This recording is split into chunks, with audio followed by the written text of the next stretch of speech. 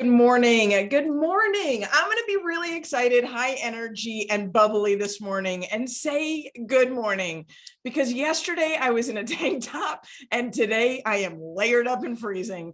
So it's just odd. And I'm really interested, number one, to hear what Megan is saying as far as the real estate market and where it's headed. If you were with us at Agenting Night yesterday, you heard a little bit of a lead up to that. But this weekend's going to be, is everybody holed up at home looking online at homes and getting excited and giving you a call? Or are they holed up at home and they don't want to go look at homes? So what's the weather going to do for real estate this weekend? And I'm sure that we're going to be talking about that. But I'm going to kick it off with a quote. We're going to head over to Miss Megan.sisk.aller, knower of all things real estate, statistics, and title. We want to make sure about that. But and then my name is Nicole Rueth with Fairway Mortgage, if we had not had the blessing of meeting. So here we go. The quote of the day is the same one that I used yesterday. It really is hanging on me. Every other bit of information is going to be different. So if you were with us yesterday, you're getting a whole new presentation. But here's where my head is at, my soul is at in these changing times as you're watching the news and listening to all of what's happening today and trying to make heads or tails of it. In life, you're always in one of three stages. You're in a crisis, you're heading out of a crisis, or you're going into the next crisis. It's all about dealing with crisis. And that's from a dear friend, famous author, Andy Andrews. How are you in this time of crisis? We are in a period of change. We are feeling it. Some agents are seeing 5 offers at 100,000 over, and some agents are seeing absolutely no offers on their listing. We are seeing the shift happening. Who are you as an authority, as an advocate, as an advisor, and maybe even a therapist to your clients right now? I know my team is all hands on deck with helping people to get over the hump and the fear of maybe staying out of the market when they should be jumping in with both feet. So with that, Megan, I'm going to hand it over to you. Awesome. So I would be curious to hear, I've heard a lot about the market slowdown and the rate of showings really slowing down post-Easter weekend. And if you could post into the chat window, if you've had a listing that went up in the last 3 weeks, how many showings you received on it, and if you've gone under contract. I've heard, I was talking to several different teams. I had this conversation no less than 10 times on Monday, where I had agents call and say, what's happening with showings? Showings are way down. And so I had one team that I spoke with that said that they put up 5 new listings over the weekend, and 2 of them had absolutely no showings on them whatsoever. And so there's definitely a slowdown that's been going on with showing activity in the marketplace. And that could be due to a couple different variables. Buyer fatigue could be setting in earlier this year because our market started off so hot and heavy in January and February that we're not seeing as many offers or as many showings going on because of buyer fatigue setting in so much earlier this year. The second case is that we've got a lot of distractions that happen in May. We've had Mother's Day weekend, we have all of the graduations, and then we have Memorial weekend that's coming up next weekend. And so people are distracted with doing other things during these times where they're not available to go out and look at houses. We also have more inventory in the marketplace. We have roughly twice as much inventory now as what we had previously. And then finally, we're looking at interest rates being significantly higher and some sticker shock that's definitely happening with people who are getting ready to buy houses. We were looking at a $3,500 a month mortgage payment at the beginning of the year, starting out at a sub 3% interest rate, where you could get an $800,000 house. And now we're down to about a $550,000 house at a 5.5% interest rate. So sticker shock is something that's very real. We're getting lots of comments about what's been happening with showing. So I hope that you're following along in the chat string, but I'm seeing most commonly somewhere between 5 to 15 showings on different properties. Now, I've been going through and I did get my Broker Bay account set up, but it is not an easy solution to try and pull showing analytics out of Broker Bay. And so I have some round numbers that I can share with you, but I don't have those built into the report yet. It sounds like Broker Bay is working on getting some other analytics up and running. And so hopefully I'll have some more of that. I'll keep checking back on a weekly basis to see if I can get Broker Bay showing information set into this report as well. So without any further ado, we'll go ahead and hop into it. so that you guys can have all of the most current and relevant information so that you can better advise your buyers and sellers going into this next weekend. And so this covers the week of May 11th through May 17th. I'm so sorry that we missed last week, guys. My dad ended up having a heart attack and a subsequent surgery, so I took that time to be with family. So I'm so sorry for canceling last week, but we'll get you caught up with everything this week. Looking into all price ranges, again, usually it's April and May is where we really want to target our time frame for listing those properties, but this could be different this year. Looking at our strategy sheets going into 2022, you can see that there are a lot of blue cells that are starting to creep in here, indicating a market cool down. And really, our cool down started Easter weekend with seeing a lot less showings and shows per property, and a lot fewer shows to go under contract for those properties that were listed after Easter weekend. We're starting to see a lot more inventory making its way to market, and when more inventory makes its way to market, that means that it becomes less competitive for sellers out there, where they're or more competitive for sellers out there, where they have more listings that they're competing against. We're also starting to see more withdrawn and expired transactions in our market that are driving down the market and the odds of selling. And our predictive month supply of inventory has come up by about 0.2%. Now, looking at our predictive month supply of inventory, we're now sitting at 0.5 months worth of inventory, which is different than that 0.2 that we had back in January or February. As of right now, we're looking at about for every one house on the market, they have about 2 buyers per property versus having 5 buyers per property back here where we were in January and February. Our average daily active count came up by 11% from where we were just 1 month ago. And if we compare the same week 1 year ago, we're actually up 90.5%, so significantly more inventory in our market this year than what we had last year. New listings increased by 18.8% week over week, and that was up 17.4% from 1 year ago. We're averaging about 1,900 active listings in the market each new week. Each new week, we're having 1,900 new listings make their way to market. We've also seen a jump in the back on markets. And so back on markets is now about 8 or 9% of contracts are falling out, which is still short of what we would typically see. Historically, it's usually about 15% when we go back over the last 15 years. But about an 8% return to market for those units going under contract. And that was up 26.3% from just the previous week. Expired listings are also on the rise. Usually towards the end of the month, we start to see listings expire in favor of people choosing to wait until maybe next spring to list their homes for sale. Pending transactions came up by 6.3%. We put about 1,500 units under contract each week. Closed units will have a nice jump next week as we get into month end. And so we'll get caught back up there with that number as well. The odds of selling dropped down to 76.7%. And so that is down by about 10% from where we were at our peak back over Super Bowl weekend. We had an 87.3% odds of selling. When I take into account the odds of selling, I'm looking at all of the available listings for sale versus those that go under contract and or close in the same week. And I project that forward for a 4-week period of time. So that's predicting what our odds of selling is going to be during this month of getting it under contract and or closed. And so it's a 76.7% odds of selling, which is still better than where we were pre-COVID by about 10%, but it's down from where we were 1 year ago at the same time. Our market was still hot and heavy at this point last year.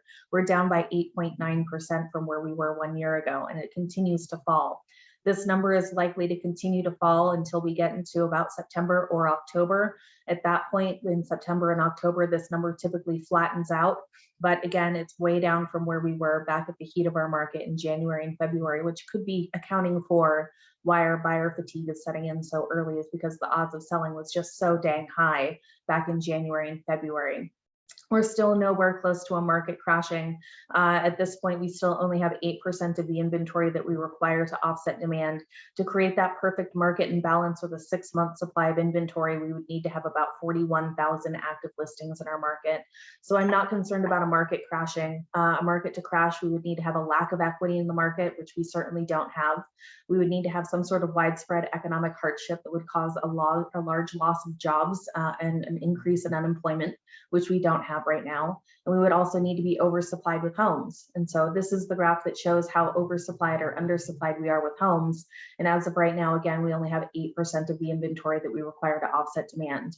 I've been getting a lot of questions about a spike in recent foreclosure activity. And while there may be an increase in foreclosure activity, we're still only ranked, and this is a Nicole Rueth comment from yesterday's class, that out of the 50 states, we're number 3 from the bottom in terms of the number of distressed transactions or foreclosure filings in the entire United States. So we want to be at the bottom of that list. And as of right now, we're ranked number 47 in the United States for foreclosures. If a homeowner finds, is that the right stat? No, yeah, I was like, that's a high five, because that's a good stat.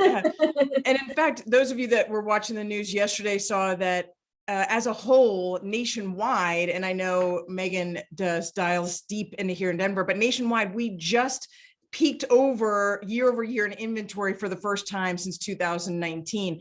So to say we have excess inventory is a long ways coming for the entire country, but the fact that we're seeing a little bit more inventory just means good news for buyers. Yeah. And I keep hearing these comments about we're trending towards balance. And while in theory, that's kind of a true statement, because we are getting closer to balance. We've gone from 3% of the inventory that we require to offset demand to 8% of the inventory that we require to offset demand. We're still nowhere close to a market balance. So it's still kind of an anomaly where we're just not seeing a ton of inventory in our marketplace. Now, this is where showings get a little bit hairy, and I'm going to anecdotally tell you what I'm seeing from Broker Bay when I can get numbers out of there.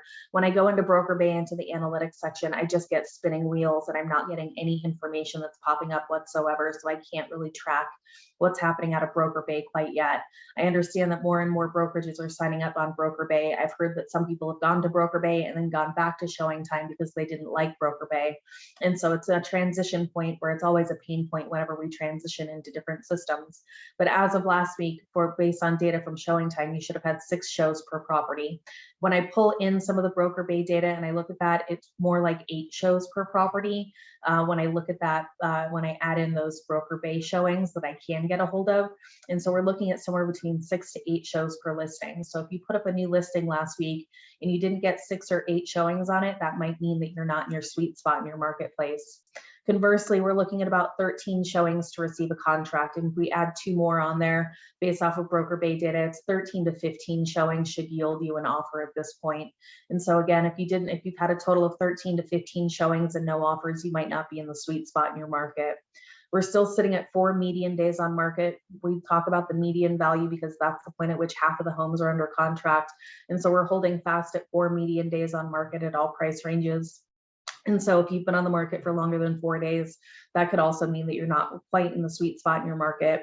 I'm hearing a lot of strategies about people that have gone under contract in their market or putting up listings in their market, and they're going soft on their showing on their pricing strategy by 2 to 3% based off of the peak values from January and February, and that they're still not getting showings on those properties. And again, in order to maintain the integrity of our buyer pool, you have to take into account that interest rates are significantly higher. And in order to maintain the integrity of your buyer pool, you may even have to go lower on your pricing strategy if you're trying to draw out those multiple offers to try and keep that buyer pool as large as possible.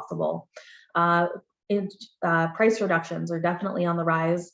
As of last week, we ended up seeing that 11.5% of everything that went under contract made at least one price reduction. And so looking at that value, usually in May, we end up seeing about 22% of all the homes end up making price reductions. Right now it's 11.5%, but that's definitely been in an upward trend since we hit Super Bowl weekend, where we're seeing more and more of those listings make price reductions. And the price reductions that are being made are pretty hefty. We're looking at about a 5.2% price reduction. So that tells me that agents are cutting deep the first time rather than trying to chase the market down with a series of smaller price reductions. They're making one larger price reduction in order to go under contract. And so those price reductions are on the scale of about $44,000 for an average price reduction in Metro Denver for all price ranges. For the under $500,000 market, this now only represents 27.1% of all of our inventory in Metro Denver. And so that number, the number of properties that are under $500,000 is definitely shrinking over time. Usually in May, April and May are the great timeframes in which you want to list in this market. But you can see that as we get into some of these months, Getting into the beginning of May, we start to see a lot more of a cooling trend set forth, where we're starting to see fewer and fewer shows per property as we get into these weeks. Looking at our predicted month supply of inventory, we're sitting at 0.3 of a month of inventory, or for every one house on the market, there's roughly 3 buyers out there. Average daily active count actually came down for this price range by about 0.7%. We're looking at about 600 units that are active on a daily basis in the under $500,000 range. New listings came up by 11.2%. Back on markets jumped up by 30.9% this week. So a lot more units came back on market. Expired units increased by 154.5%. Pending transactions went up by 1.8%. And so again, we're sitting at 0.3 months worth of inventory. So we're far from a market imbalance. Now, this market hasn't tapered off quite as much as the overall market as a whole. At the peak of our market, we were about an 89% odds of selling. For this market, we're down to 83.6%, which is still good, but it's still down from where we were 1 year ago by about 5.3% off of where we were the same week 1 year ago for the odds of selling in this market. In this market, we only have 4.6% of the inventory that we require to offset demand. So again, no signs of a housing market crash in our future for the under $500,000 market. This market will remain very strong. If we were to go back and make comparisons to 2008, where we lost home value, we ended up losing in 1 year about 10% of our overall home value. So if we were to lose 10% of our overall home value now, we'd go from an $820,000 average sales price down to a $760,000 average sales price. So again, even if prices do come down, they're not going to come down significantly, and they're definitely not going to return to where we were pre-big market boom that we've been going through for the last 10 years or so. In this market, we had about 11.7 shows per property. If we want to add 2 to that for the broker bay showings, we could call that 13 to 14 shows per property is what we were seeing if I were able to factor in those broker bay transactions. So if you had a new listing that you put up under $500,000, you should have had about 13 to 15 showings on that property. Based on shows to contract, 14 showings should yield you a contract. The good news is buyers are still looking at fewer homes now than they were over a Super Bowl weekend to make a decision to make that purchase. So it's about 14 showings should yield you an offer. We factor in those broker bay transactions, it's about 16. 4 median days on market, that number is not really changing a whole lot. That number is remaining relatively consistent. As of last week, we saw that 13.5% of those homes that went under contract last week ended up making a price reduction, with an average price reduction of about 5%, or about $41,000 for the under $500,000 market. For the $500,000 to $1 million market, that now represents 60.2%. So this is by far the largest price segment in our market for $500,000 to $1 million. Usually early May is the time frame in which you want to be listed for these homes. We start to see pullback in the market as we get into post Easter weekend, where we're starting to see some of these blue cells creeping in, where the market's starting to cool. Definitely, we start to see a bigger cooling trend as we go into jumbo loan territory, which is over $680 some odd thousand here in Metro Denver. And so once you get into jumbo loan territory, we end up seeing that the market cools a little bit more on top of that. We're sitting at 0.5 of a month of inventory, so about 2 buyers per property right now in our marketplace. Our average daily active count is up by 10.9%, and it's off a whopping 176% from where we were 1 year ago. Pending transactions came up by about 7.4%, or they're up 29.6% from where we were 1 year ago. Back on markets are also up, so people are falling out of contract on these transactions by about 19.8%, up from where we were 1 week ago. So again, this fallout rate overall is about 8 to 9% from a pending status to a back on market status here in Metro Denver. The odds of selling have dropped since Super Bowl weekend. We were sitting at about 87% odds of selling. We're now down to 76.2% odds of selling, which is week over week down by about 1.1%.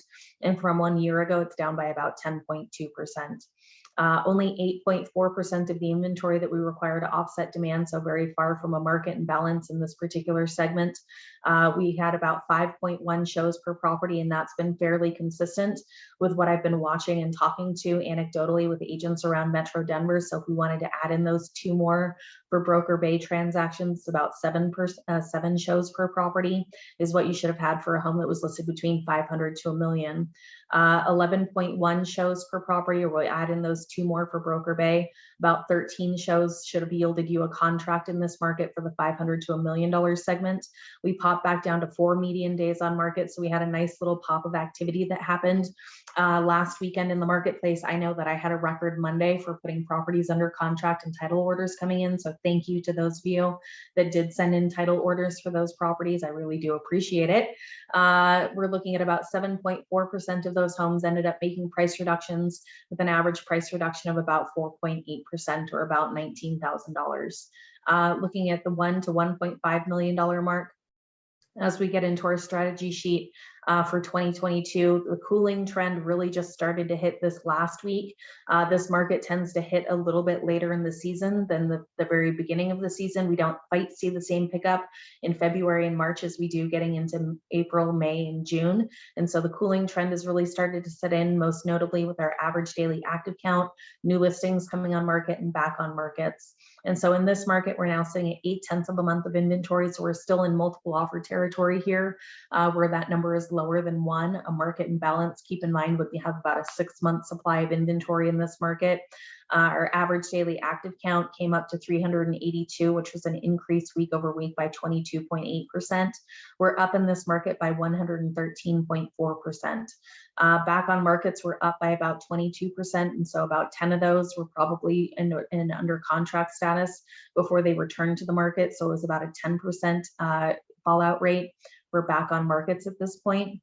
Pending transactions, we had an 8.3% increase week over week in the number of units going under contract, and that's up 39 or 40% from where we were 1 year ago.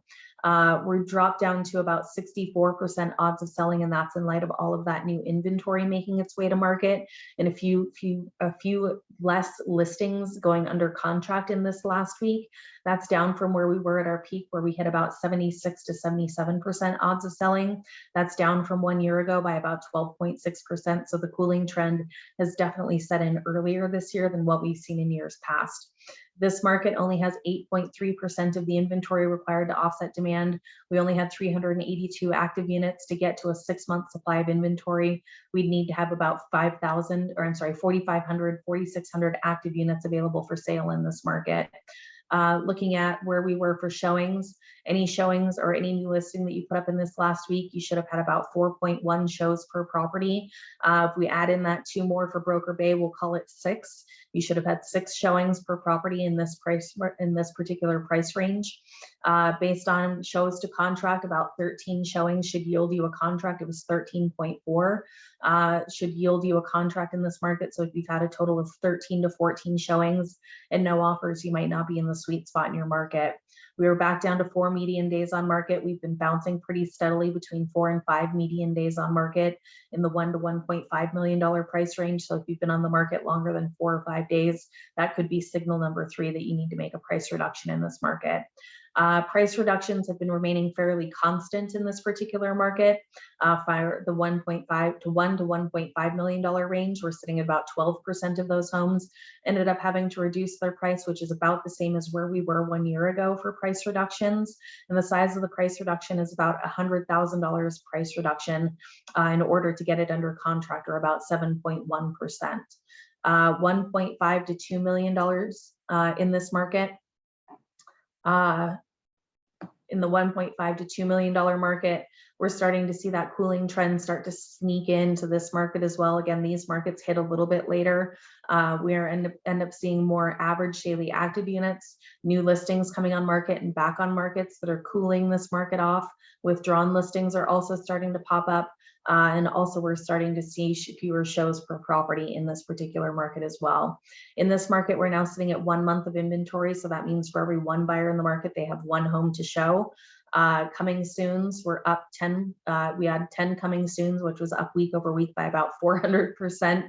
We only had about 3 or 4 different properties that were we only had 2 coming soons last week. So we had a big pop up of activity. Average daily active count came up by 5.7%. New listings on market 27 to 30% increase in the number of new units that were making their way to market. Back on markets increased by 107.5%. Pending transactions went up by 20.7% for this market. Over last week, there were 35 units that were placed into a pending status, but we have lots of new inventory that's making its way to market in this particular segment. The odds of selling still remains pretty high. We're not seeing quite the same drop off in activity. We're sitting at 64.7% odds of selling, which is down from the about 74% that we were seeing a couple weeks ago, back in the beginning of March. So about 64.7% odds of selling week over week. That increased by 1.3%, so a little pop of activity, and up from 1 year ago by about 0.1%. In this market, we only have 8.1% of the inventory that we require to offset demand. Looking at shows for listing, we had about 3.2. We'd call it 4 if I were to factor in Broker Bay. So about 4 showings per property in this particular market. That's down from 1 year ago by about 21.5%. And that's partially due to the Broker Bay being introduced and having more listings that are set up on that particular market. 13.5 showings should yield you an offer. If we add in the 1 or 2 more showings from Broker Bay, we'll call it 15 showings should yield you an offer. So again, it's probably about 2 weeks that you want to make a price reduction. We dropped back down to 4 median days on market, bouncing pretty steadily between 4 and 5 median days on market, where we're likely to hold until about mid-July, where that number will start to climb as it does, where we end up getting back up into about 14 to 15 average days on market at that point. In this particular price range, we ended up seeing that there was about 12.1% of the homes ended up making price reductions, with an average price reduction of about 8.1% overall. And so that's about $146,000 price reduction in this segment. So we do see bigger price reductions in larger segments. So let's see. Questions or comments that came up. I'll stop my share and we'll answer those questions that came up. Maybe by the time Megan can pull reliably from Broker Bay, I'll be reassured enough to give it a try. Oh, whoops. My clients on both sides are too important me to endure it, and I have to. And so, yeah, Broker Bay it's tricky. You know, I thought that it was going to be doable about 2 weeks ago, and I've been talking to some of the powers that be over at RE Colorado that were talking to Broker Bay to try and up the quality of the analytics that I'm able to pull out. But as of right now, it's just impossible. I can't even get data to pull up. And so I think that they're working on that system right now, trying to get something to go up and including some of that information. Scrolling through and looking at some of the requests for or the total number of showings, I think that all of the number of showings are pretty much in line. We're off by just a factor of about 10 to 15% versus Broker Bay versus showing time. So again, we're looking at pretty good information here. And I would still say that I would follow the trend line that happens with showing time, where showings are down overall, but it's kind of tricky to try and get those Broker Bay transactions in there. I don't think there are any questions there. I'll check on Facebook. But other than that, I think it's time to turn it over to you, Miss Nicole. It's all you. Oh, thank you. So today we're going to talk a little bit about this upcoming recession. I'm going to show you some economic indicators that are pointing us on whether or not we're hitting it, right? There's a lot of conversation right now about what Powell is doing. We talked a lot about that yesterday. And Powell is making some decisions. He's made some decisions that have created the space that we're in today, where really it is the only way. And then I'm going to talk a little bit about stagflation, show you kind of where we are compared to that period of time in the 70s, and then touch on a couple of lending topics. I mean, people are talking all the time about, can I assume a loan? What does it take to assume a loan? Should I do a cash out refinance or a HELOC? What is up with the ARMs? How do I advise my clients on that? And then we'll kind of finish up with some other products that we have available for you guys. So I'm going to share my screen and we're just going to jump right in to what is going on. All right, here we go. So first off, I hope you guys are doing fantastic. I know it's going into the weekend, you know, and with all of this, does it affect housing? I guess the first question is with all of the economic indicators and factors that we're about to run through, does that affect me? Like, that's really the question. Like, do I need to know that there is struggle going on right now and stress? And we're definitely seeing that we're seeing a divide between those who have a lot And I'm going to show a slide that just really shows how much they have. And then those that don't.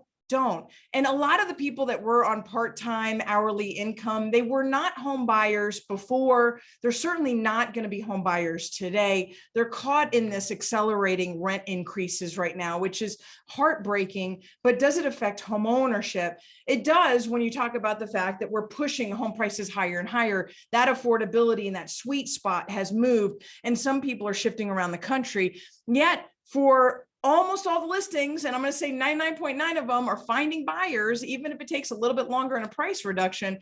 Those buyers, there are more buyers right behind the buyers that have to shift out of the market due to affordability. There are others coming in right behind it. So let's jump in right now with one of the indicators that really is one of the good, solid indicators that we are entering into a recession. And that's when unemployment jumps back up. So unemployment right now is really back to a record low. It is just kind of fallen back in line. We have all of these job openings. We know we had this chart is the initial weekly unemployment claims, which means the very first time somebody gets laid off, goes on unemployment. Continued claims, interestingly enough, those people who are staying on unemployment is the lowest it has been since 1969. Yet, for the last several weeks, the initial jobless claims has started to come back up. In fact, it's the highest it's been since January. So we're starting to see more people are being laid off, but because of the fact that we have 11.5 million jobs, and if you think about who is quitting and who is being laid off, yes, 1.1 million people are being laid off. There are some industries that are having to restructure, especially since we are starting to spend back more on services than products. So we are laying some people off, and we're seeing it even in the lending environment because of the refinances being gone. But there are 4.5 million people that are just quitting, right? They're either starting their own gigs, they're starting their employment, or they're going to look for more income at another job because of the cost of everything else that's going up.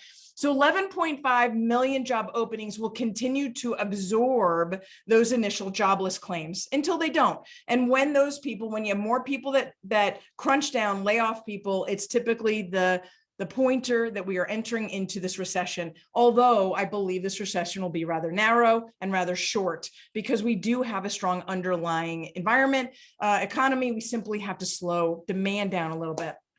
I have a quick question. Yeah. Are people being laid off due to supply chain issues? Yes. Are people being laid off due to supply chain issues? Yes. Yes.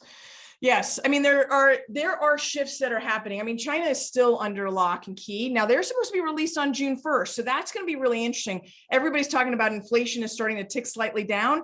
Will their consumption pick back up again? But are people being laid off right now? I mean, we just saw Walmart, Target, Home Depot. We've got folks that are coming in with lower than expected earnings. And when you have shareholders, you have to respect those shareholders and take care of personnel, which is your biggest expense. But I'm not seeing, Amazon was talking about doing a massive layoff. They have not done that. I just saw Starbucks unionized, so they're going to have a hard time doing that. So I think it's nothing like we saw in 2008, nothing like we saw in the previous recession. But people are shifting and people are getting new jobs right away. ISM manufacturing index is slowing down. So it's creeping downward, as you can see right here, yet anything above 50 is still expansionary. So ISM manufacturing, we're talking about the entire product chain. I'm going back to the manufacturing of that product, the shipping of that product, the small business entry of that product, and the consumer end of that product. So when we talk about inflation, we have to talk about the costs of all of the things. And the reason why you want to know this is because it kind of gives you a heads up to say, are we slowing down or are we speeding up? If things cost more or are slowing down back at the manufacturing, you have to know that that's going to ripple to the consumer. So what we see on the CPI, the Consumer Price Index, is a result of all the things leading up. So to understand, not fully, you don't have to be an economist, but to understand how these things are tracking gives you the same level of feeling good about your knowledge about the market as when you listen to Megan. You don't have to remember that a specific number is the number it is. You want to remember the trend of those numbers. You want to remember, where is this market heading and how do I advise my client and how quickly they need to react based on the trend lines. That's what we're talking about. So I'm sorry that you unmuted. Did you have something else? before I start. All right, so manufacturing is down, but it's still in expansion. So it's still growing, yet it's growing slower, right? So that's what we're talking about. CPI came down from 8.5 to 8.3, but it's moving slower. It went up awfully fast. The coming down is happening very slow. And what is making up those numbers is slightly changing. The case freight index is another one. It is a fantastic indicator for a recession. So the case freight index, we're just watching it. It's not, it's not way down here. It's just kind of dropping a little bit. So something to watch. It's down 2.6 month over month, but 0.5 year over year, which means that slowdown is starting to accelerate. And that's the trucking. So we have the manufacturing, and now we have the shipping across the country is also slowing. People are consuming a little less of the products based on the increased cost of everything. They're having to make choices. Small business optimism is also down, and that's a little more significant. And the reason is they're having a really hard time keeping up with big businesses in hiring, because when somebody quits or lays off and they're going to look for another job, they want more money, right? You want more money because everything costs more today. So if I'm going to transition jobs, I'm going to look for a job that has more money. Small businesses are having a hard time paying people more because they're also paying more for the goods that they're selling. So you have this additional wages on top of the additional cost of products. So small businesses are feeling that pain the most. Their optimism, their excitement for what's going on right now is not as good. Consumer confidence has two separate indexes. This consumer confidence does not look so bad, right? But this consumer confidence, the Conference Board Consumer Confidence Index, is 3,000 households, mostly focusing on the job market and job security. And although the initial claims is going up, as I mentioned, we have 11.5 million jobs. They're feeling pretty secure that they can go find something else should they need it.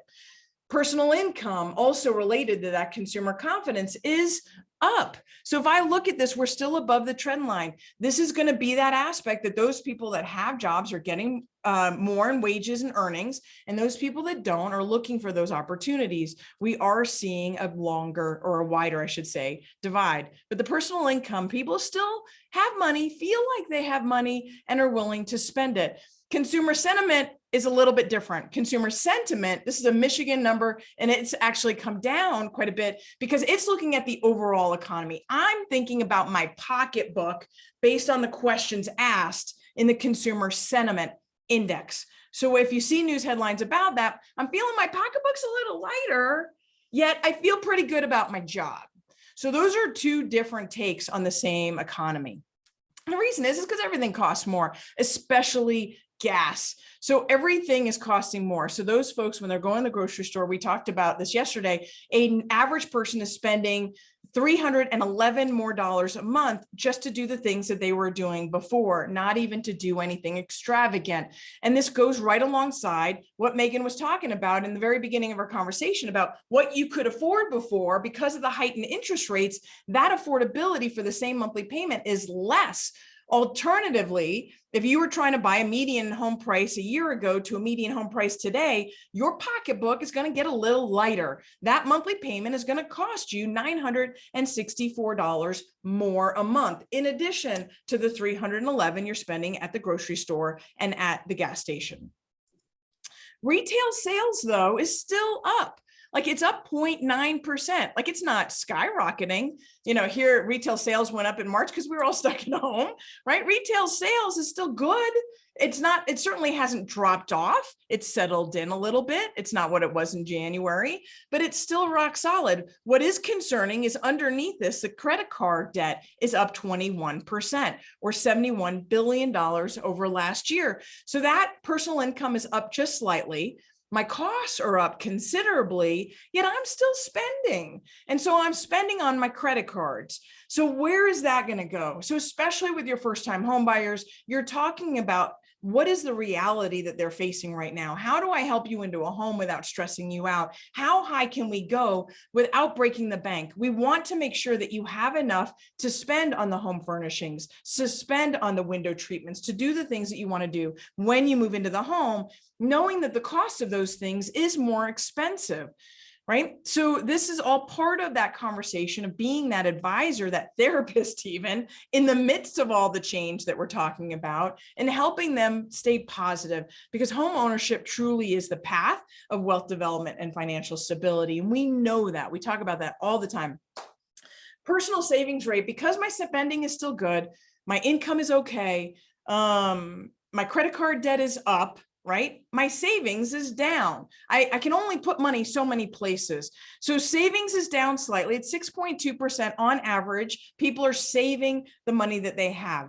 And this is I'm saving 6.2%. The historical average for the United States is 9%. We're not a massively saving country. We like to spend on things. We are a consumer-centric company or a country, yet it is down, and it's down lower than historic numbers. And this is important because that first-time home buyer, especially if they don't have a home to sell and all the equity built in it, they can't save fast enough. So this is the time. Like, these are the weekends to grab. When Megan's talking about how showings are down and how the under contracts are down compared, like, you need to call every first-time home buyer that gave up. Even if they signed a year lease, what would it take to get out of that lease? If we're seeing homes that aren't even going under contract their first weekend, would they take an FHA with down payment assistance? Would they take a VA buyer? If you're not calling every single first-time home buyer that you've talked to in the last 2 years that did not buy, and to help convince them using the numbers that we put together for you as to why now is the perfect time to buy, right? Perfect from this point forward. It's not perfect from 2 years ago, but this is the most perfect time from this point forward, because you can't save fast enough. And in fact, if we even need to put together a program where we help them buy out of their lease, whether it's real estate commissions and lender commissions, I am happy to help you get them into a position where they are building wealth. This is our opportunity to change the trajectory of their lives and make the biggest difference that we can, because they have been shut out for 2 years. They're exhausted, and they don't know that the door is just now opening again for them. We have to tell them that. So the recession is coming. So I want to talk about that for a second, right? These were all the indicators that I watch on a regular basis, and will continue to watch, and will continue to share with you. So we're headed towards a recession. Powell just said that the other day. In fact, which was part of the movement in the markets, was the lack of earnings for the different corporations. But this is part of it. Powell's like, we said it was transitory. Then we said it's not transitory. We said we're doing everything that we can. And I got to be honest, I don't think that we're going to have a smooth landing in all this. He had been talking about this for so long. I think he talked himself into thinking that he could get through this easily. And this week he threw his hands up and said, we're not going to have a soft landing, which means we're going to enter into a recession, or worse, a stagflation, maybe, right? So why is it worse? And so Europe is already headed into a recession. They've got it much worse than we do. But they're right there in the midst of everything that's going on with the conflict with Russia and Ukraine, and Russia cutting off natural gas to a lot of the different countries right now with what's going on with Sweden. I mean, there's the whole thing, right? So their cost of gas is super high. Of course, they're being impacted by everything that's happening so close to them. They're already heading into a recession. We are a global economy. We can't just say that America will stay strong because we're separated by water. We are going to feel the outcome of this. Our recession is not nearly going to be as deep as theirs. And then, of course, there's this stagflation, which is different than a recession, right? The recession is simply defined by slowing down the economy. You guys like to spend, right? Your consumers like to spend. Americans like to spend. The GDP, having a slowdown of the GDP over 2 consecutive quarters, is really all about doing nothing more than slowing down consumer demand. Like, whoa, to put on the brakes a little, slow down on your buying, save a little more just for a couple months. Let's figure this out. Let's supply catch up, and let's get back to a balanced market, or at least trend towards a balanced market, right? We already know that getting there is a little ways off, but let's trend in that direction.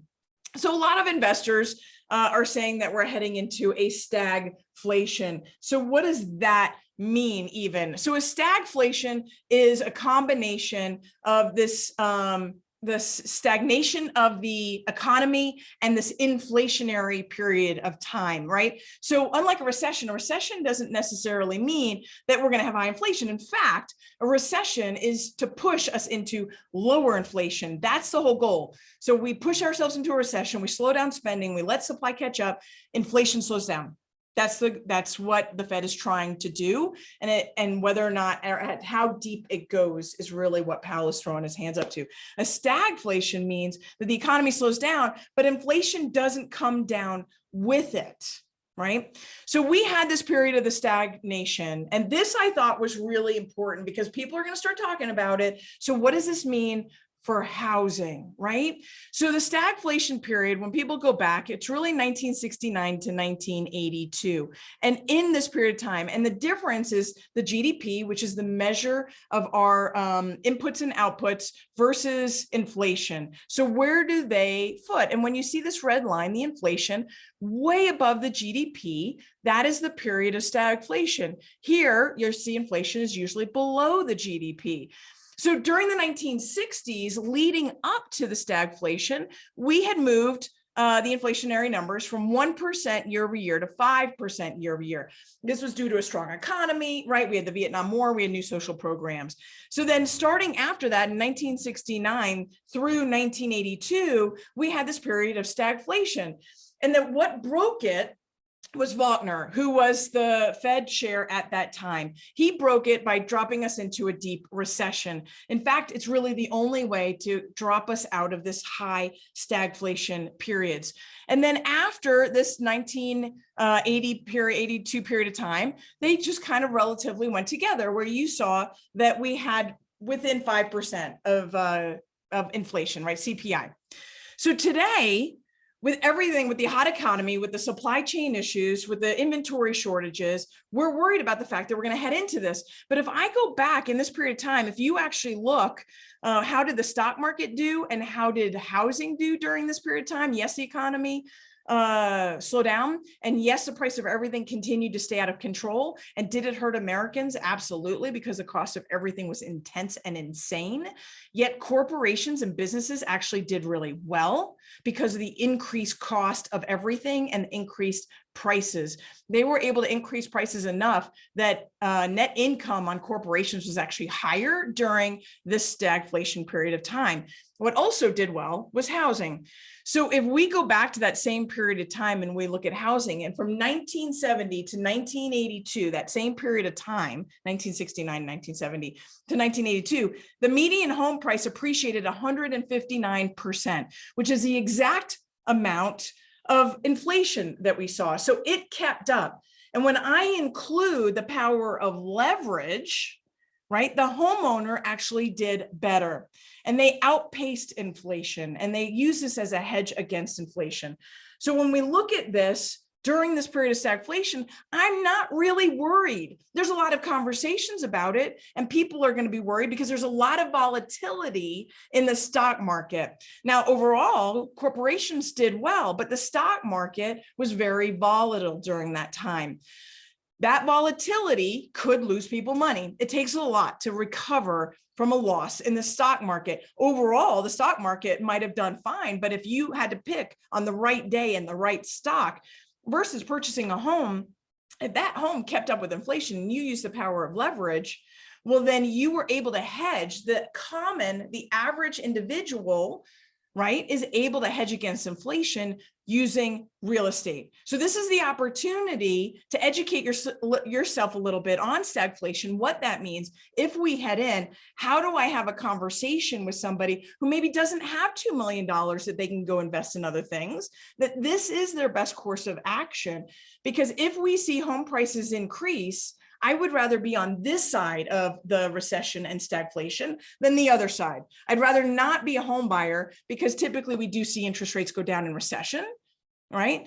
Now, during a stagflation, we're going to see that home prices aren't going to go up as high because it really just depends on what the Fed does and how high inflation goes and whether or not we can drop interest rates.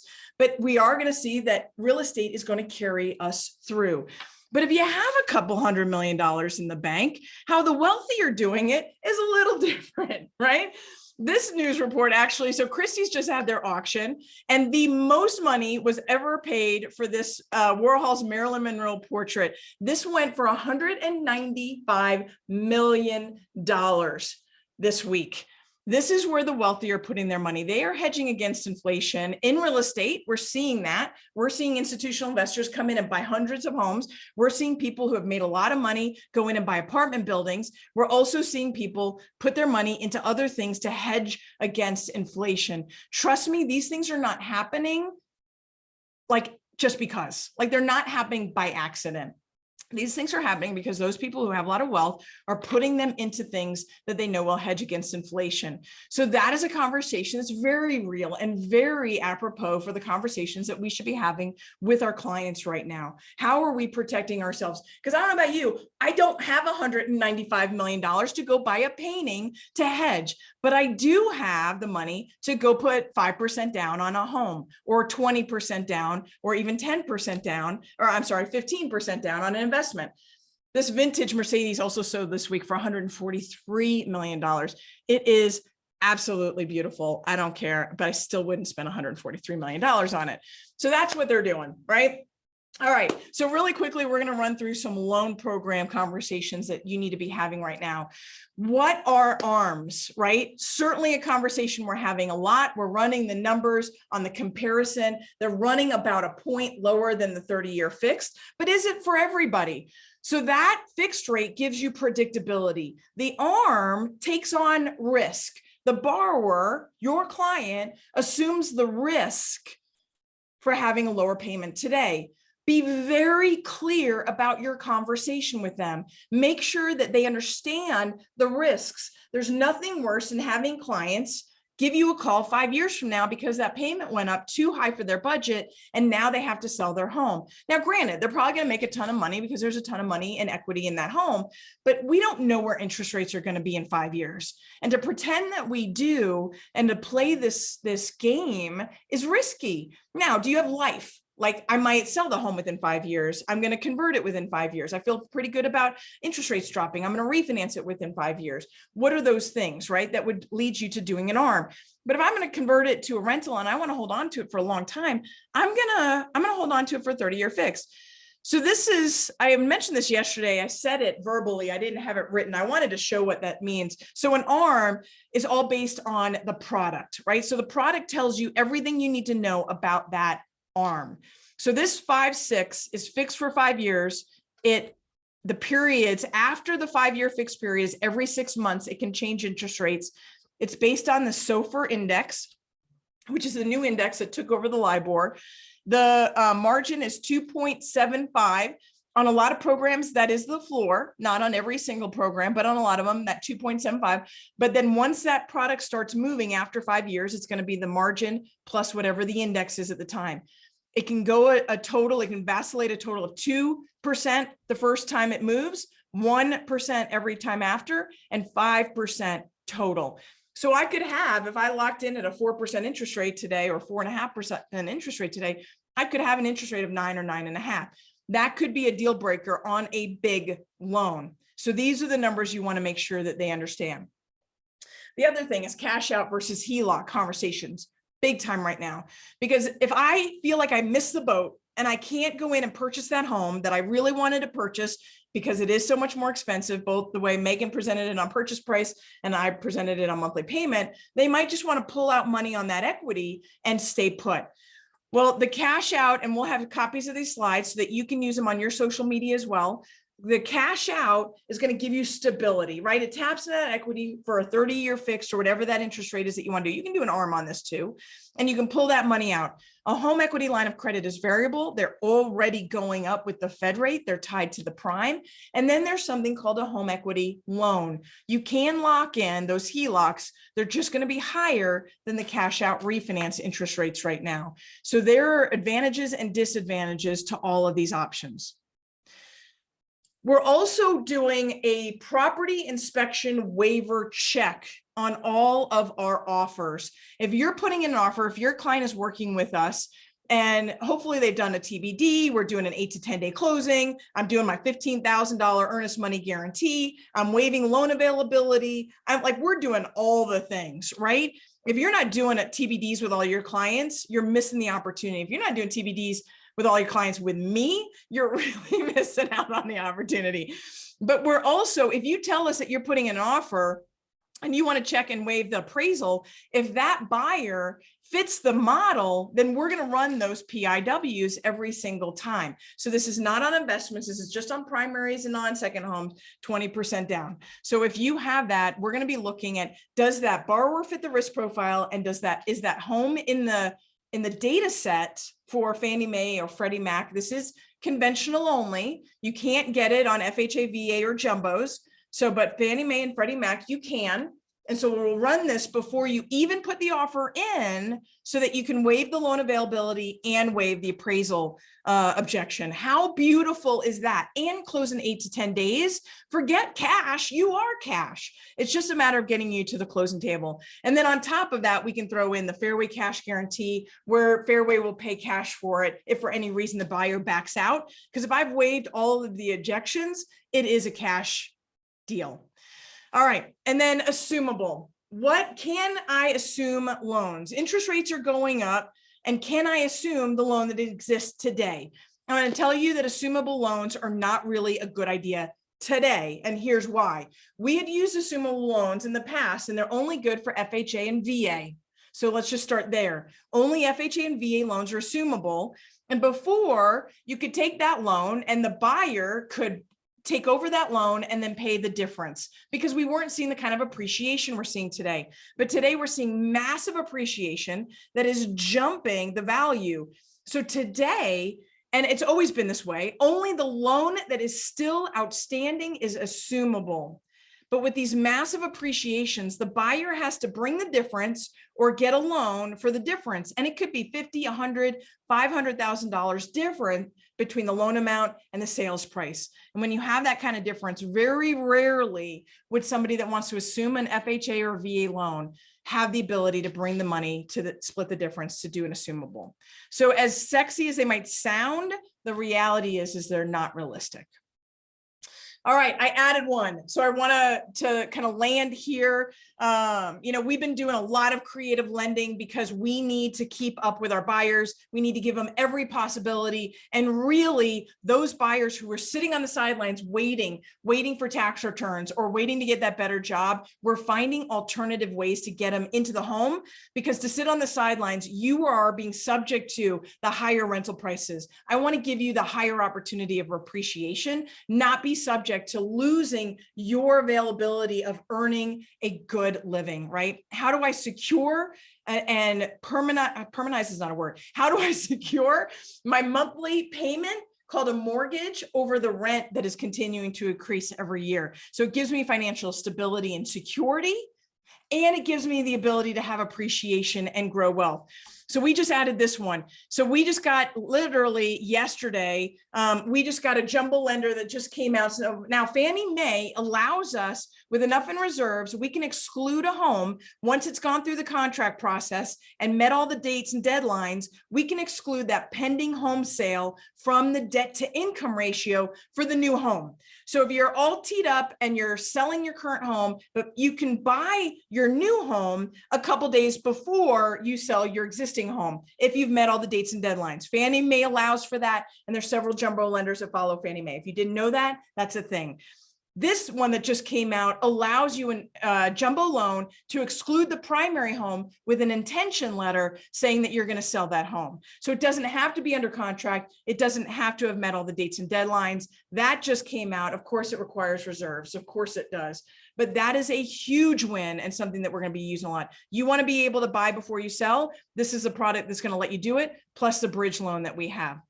We also have the bank statement loans. I've got a guy, 12 months of bank statements. He's a builder, and we're pulling him off the construction loan. We've got P&L loans. I've got a person that just started his business in March of last year. We don't have a full year tax returns. He'd been W-2 for 10 years. We're doing him with a P&L loan only. All I need is an audited P&L. Little scary. Feels like a stated, but a CPA's got an audited P&L. Asset depletion, you have enough money, but you don't have the job security. We're doing that. Marijuana owners, we've got the DSCR. If you want to diversify some of your profits into real estate, you want to protect yourself and hedge yourself against inflation, this is the product that you need to know about. You guys need to be marketing to all of your marijuana owners. It's an untapped market, and we can do all of those for them. And then we also have a 2, 3, or 4 unit primary home purchase with as little as 10% down. Buying it as an investment, you can do it as little as 15% down. That was a lot. Super excited. Oh, I get so excited during these times because there's so much to share. Oh, you're on mute. You know that. On mute. So we do have one question that goes back to the CPI. Guidance is showing a buildup of inventory, high probability of price reductions in the next few months, which could lower core CPI. Do you think that they'll ease off interest rate increases if they see inflation continue to inflect down? Markets don't seem happy with the Fed. Markets do not seem happy with the Fed. And you're right. So they're talking about a lot. If you listen to the news, a lot of people are saying that we hit the height of inflation. But really, what does that mean? The core of inflation, a lot of it is built up in wages, and people aren't giving their pay raises back. You also have some things that the costs and prices won't come down just due to all of the wages in transportation. Just because gas goes down, the wages in transportation isn't going to go down. The wages in manufacturing isn't going to go down. So you've got some things that are going to take a lot longer to come down. Plus, remember, the year-over-year comparison is based on a year-over-year comparison. So last year, those numbers were a little bit different. So it's going to naturally also come down. The Fed has 2 choices, slowing down on raising the Fed rate as well as their quantitative tightening. That's what we're looking at more, is the quantitative tightening. But I do think that they're going to raise the Fed rate 50 bips again, maybe 25 the next time. Awesome. That's it for questions that we had. So thank you guys for tuning in today. We always appreciate it. We're at 11 o'clock on the dot, so we're going to let you guys get on with your day. Again, the reason why we do all of this is because we want your business. We hope that if we're able to help you better advise your buyers and sellers, that we'll get to see what our closing tables. So we hope that we'll have an opportunity to handle your business in the near future. As a reminder, we'll be sending out our PowerPoint decks and a copy of the presentation today by about 1 o'clock this afternoon. So stay tuned and keep an eye on your email to get a copy of the recording. I want to plug for you real quick.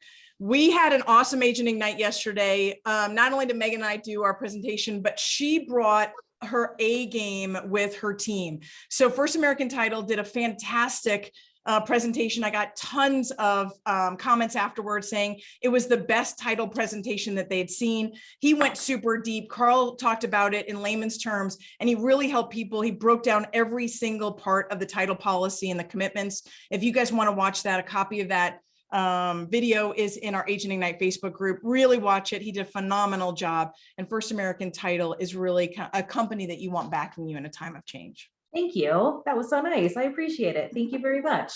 Well, awesome. With that said, we'll let you guys go, and we hope that we'll see you soon. Have a great day, guys. Bye-bye.